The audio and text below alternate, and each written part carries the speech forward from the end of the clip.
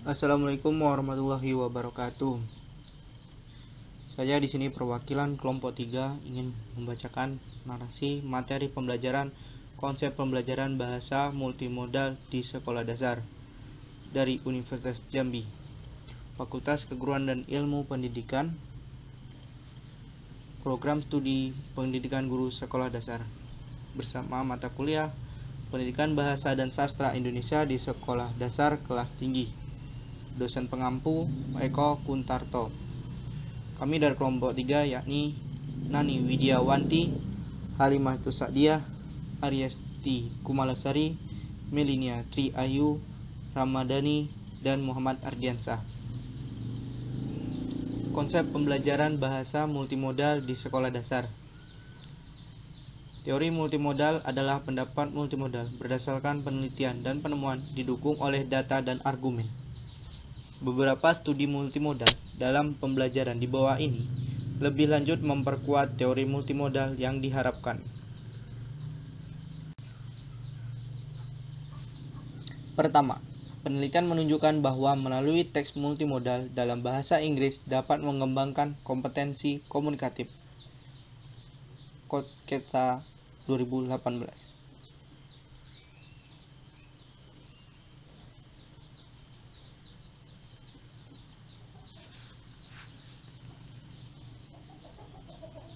Kedua, analisis multimodal kartun Adit Sopo Jarwo, episode Missing Meatball, dan episode Ekosistem Upin dan Ipin, bulan 2017. Analisis multimodal dibahas menggunakan teks verbal, teori analisis tentang metafungsi bahasa Halliday, fungsi ediasional, fungsi interpersonal, dan fungsi tekstual, sedangkan teks visual menggunakan analisis multimodal. Crash 1996, 2006, Seong 2004.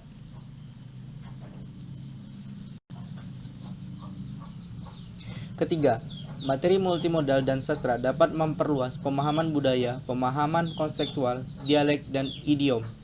Kennedy 2014.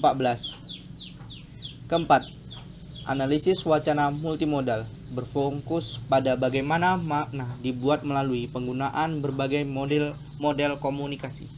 Cheng dan Liu 2014. Kelima, pengajaran multimodal pendekatan digunakan untuk mengajar puisi di kelas ESL atau EFL di Ekuador serta untuk meningkatkan sikap terhadap belajar bahasa Inggris. Freyen dan ed. 2017.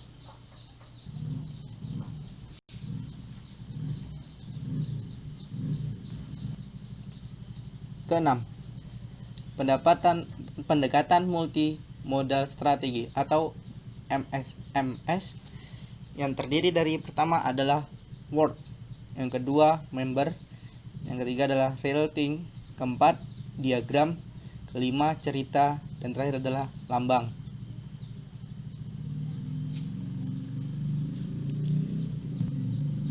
Ketujuh, teori multimodal dalam pembelajaran bahasa meningkatkan motivasi dan kepercayaan diri dua orang peserta didik Taiwan, EFL Li 2014. Fokus pembelajaran EFL Taiwan untuk berbicara bahasa Mandarin kemungkinan besar adalah belajar visual.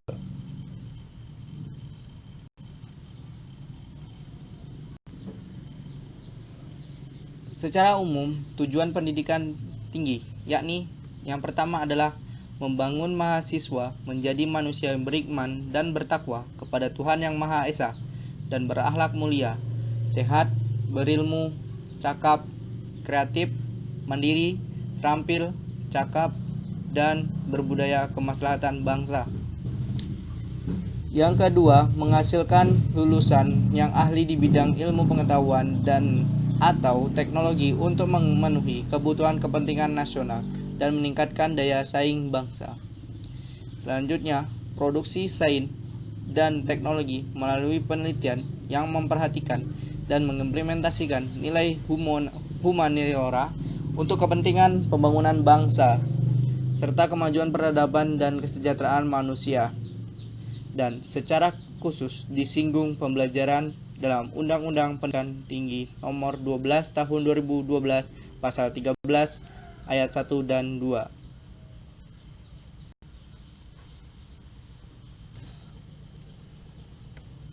Multimodal dalam pandangan konstruktivisme.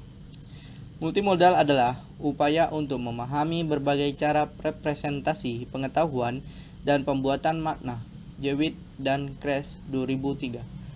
Multimodal berfungsi pada desain wacana dengan mempelajari kontribusi sumber semiotik, bahasa, gerak, dan gambar. Digunakan dalam berbagai modalitas, audio, visual, fisik, serta interaksi dan integrasi dalam proses koherensi teks.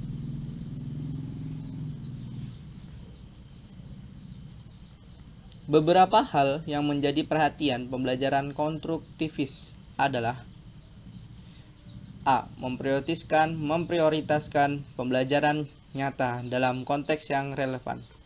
Yang B. Memprioritaskan proses. Yang C. Menanamkan pembelajaran dalam konteks pengalaman sosial. Dan D. Pembelajaran dilakukan dalam rangka membangun pengalaman.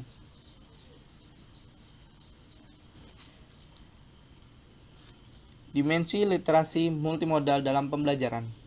Ada dua dimensi literasi multimodal yang dapat memperkuat multimodal tersebut, konsepsi tingkat pembelajaran.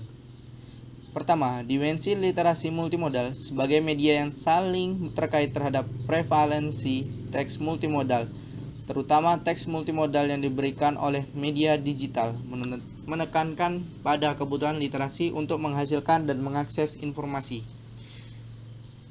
Kress dan Lewin 2001. Yang kedua, dimensi literasi multimodal sebagai pengalaman multisemiotik melibatkan pengenalan pengalaman belajar multisemiotik dan multimodal. Membaca orang dalam kehidupan sehari-hari mulai dari bentuk ekspresi, wajah, sikap, gerak tubuh, tindakan dan pakaian yang khas. Otole 1994. Pembelajaran literasi multimodal. Pendekatan sistemik untuk mengajar teks visual menekankan pada pengajaran umum yang eksplisit, fitur teks visual, dan memperkenalkan strategi multimodal umum yang digunakan untuk melibatkan peserta didik.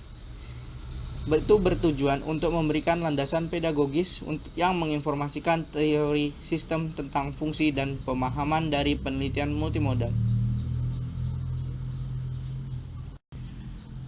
Penelitian yang dilakukan oleh Mike dan Hayden 2015 halaman 227 menunjukkan bahwa proyek multimodal dan timbal balik hubungan antara generasi yang ditempa dan melalui pembuatan teks pada anak-anak diberikan peluang untuk berimprovisasi dan memperbaiki praktik literasi menulis merupakan bagian dari kelompok musik yang digunakan dalam multimodal. Penggunaan multimodal dapat dimanfaatkan pada saat proses pengembangan kemampuan literasi dalam pembelajaran bahasa dan sastra Indonesia. Tujuan penelitian. Secara umum, penelitian ini bertujuan untuk memperoleh hasil penerapan pendekatan multimodal dalam pembelajaran literasi pada santri tahfizul Quran, program takhosul di Baitul Quran, Pondok Pesantren Darut Tauhid, Bandung. Secara khusus, penelitian ini bertujuan untuk mengidentifikasi proses penerapan pendekatan multimodal pada pembelajaran literasi membaca santri tahfiz Quran, program takhosul di Baitul Quran, Pondok Pesantren Darut Tauhid, Bandung di kelas eksperimen. Selain itu, penelitian ini bertujuan untuk mengkaji proses pembelajaran literasi membaca. Manfaat penelitian. Sejalan dengan tujuan penelitian, secara teoritis, penelitian ini mampu menambah ilmu pengetahuan di bidang ilmu pembelajaran, menambah wawasan dan cara belajar dalam keterampilan bahasa, menambahkan keberagaman cara penerapan multimodal pada pembelajaran literasi, menambah kompetensi sebagai bekal kemampuan dasar intelektual individu sebagai manusia, dan menambah manfaat di lintas ilmu lainnya. Terima kasih. Sekian presentasi dari kelompok kami. Saya mohon maaf apabila ada kata-kata yang salah. Saya akhiri.